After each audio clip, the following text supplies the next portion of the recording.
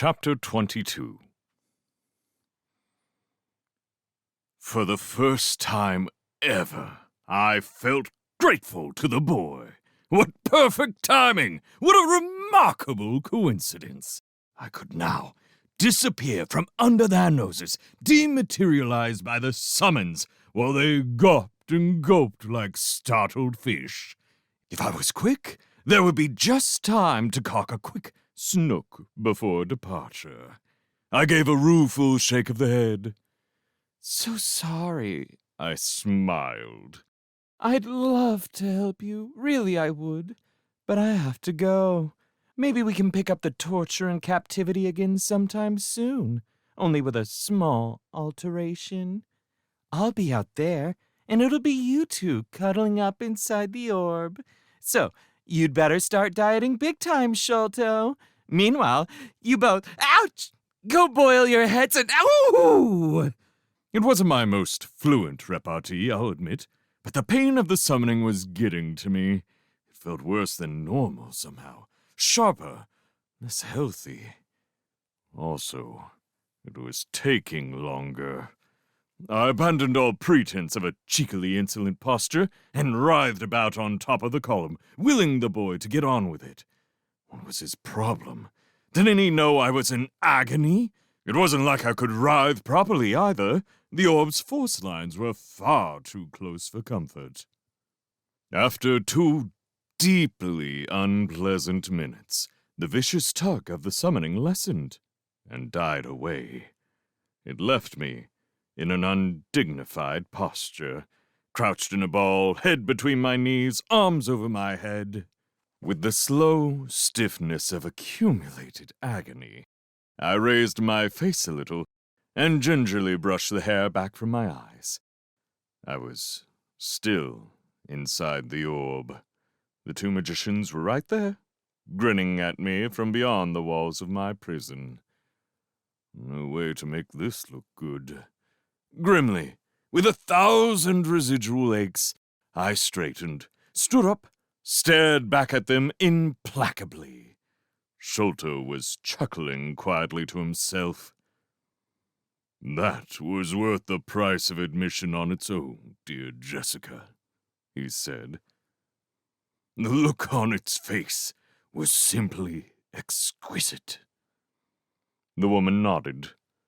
"Such good timing," she said. "I'm so glad we were here to see that. Don't you understand yet, you stupid creature?" Her flagstone shifted a little nearer.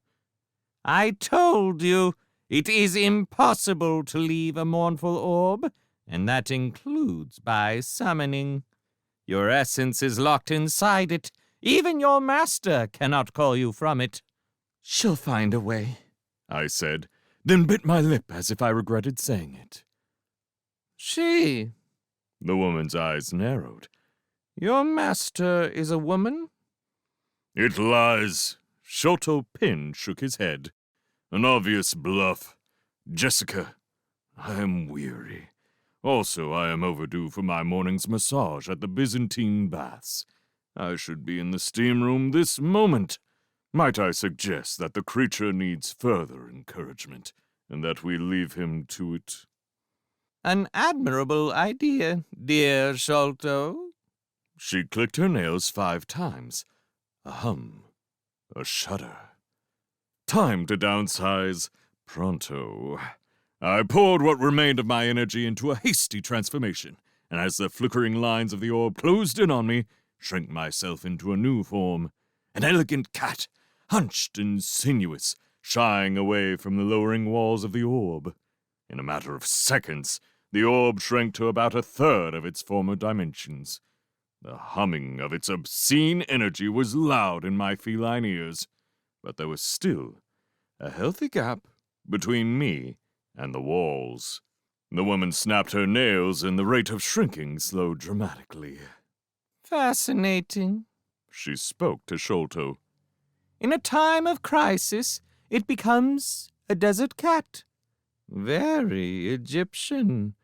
This one's had a long career, I think." Now she turned back to me. The orb will continue to shrink, demon, she said. Sometimes fast, sometimes slow. Eventually, it will reach a single point. You will be observed continually, so if at any time you wish to speak, you need only to say so.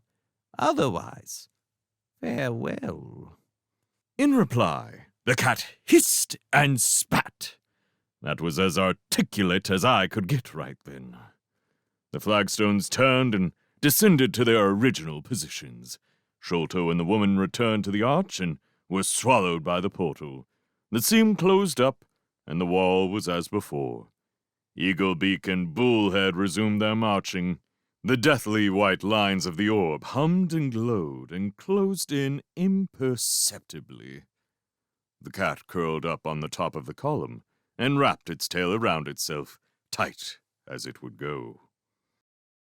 Over the next few hours, my situation grew ever less comfortable.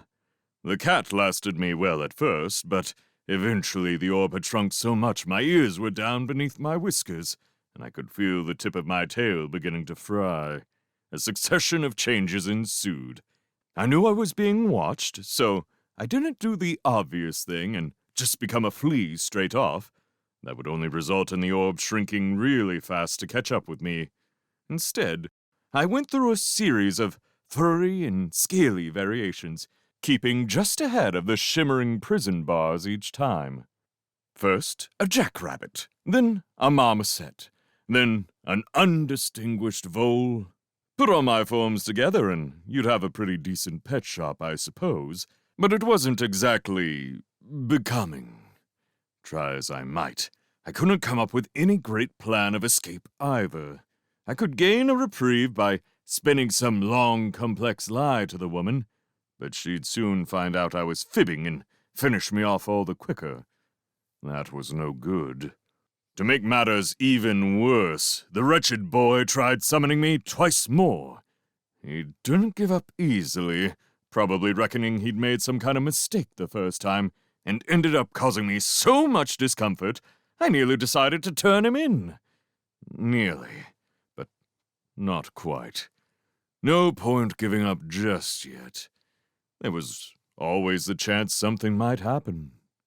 Were you at Angkor Thom? Bullhead again, still trying to place me. What? I was the vole at this point. I did my best to sound grandly dismissive, but voles can only do peeved. You know, the Khmer Empire.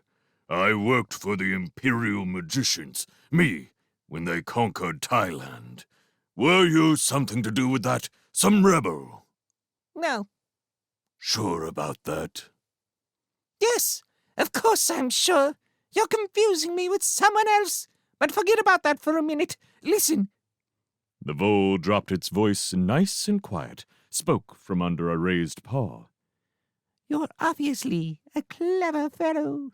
You've been around the block a few times, worked for a lot of the most vicious empires. Look, I've got powerful friends. If you can get me out of here, they'll kill your master for you, free you from your bond. If Bullhead had possessed more brains, I'd have sworn he was looking at me skeptically. Nevertheless, I plowed on regardless.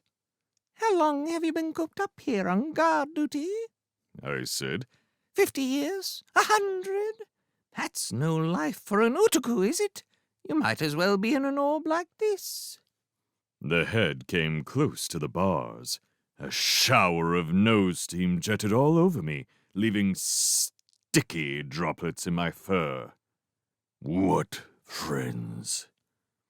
I'm married, a big one, in 4 Afrits, very powerful, much stronger than me. You can join us.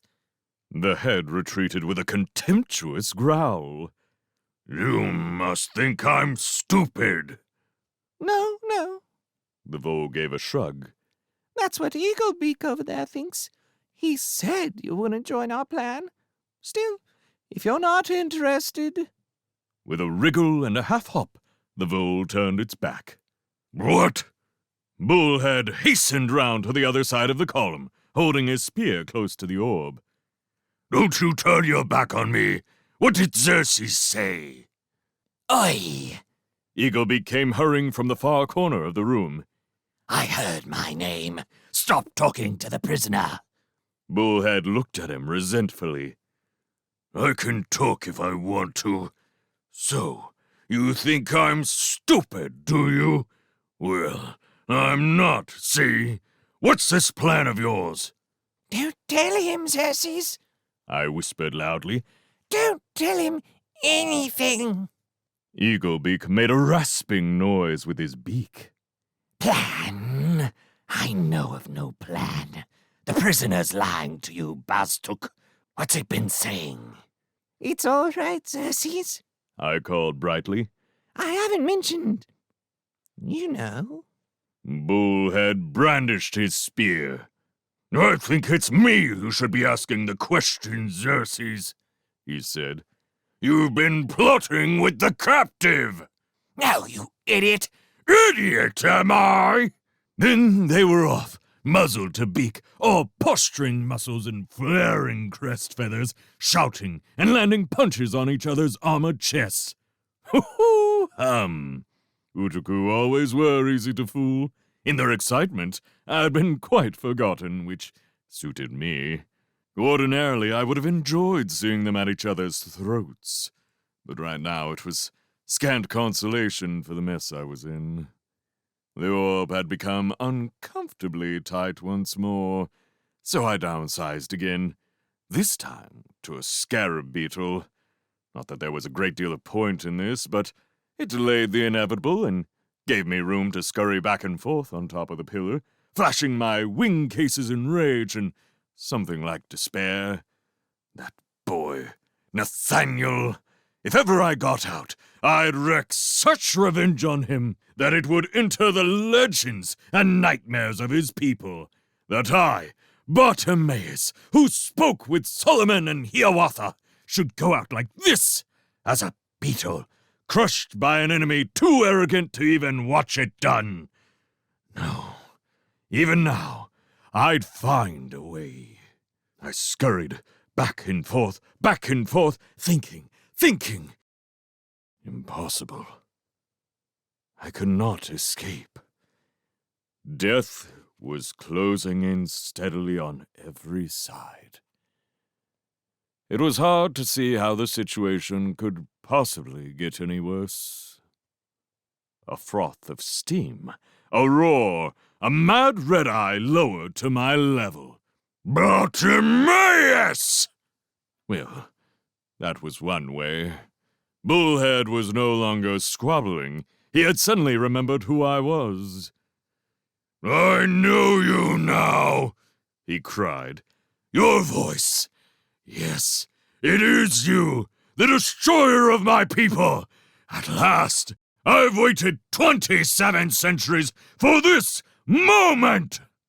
When you're faced with a comment like that, it's hard to think of anything to say. The Utuku raised his silver spear and howled out the triumphant battle cry that his kind always deliver with the death stroke. I settled for whirring my wings. You know, in a forlorn, defiant sort of way.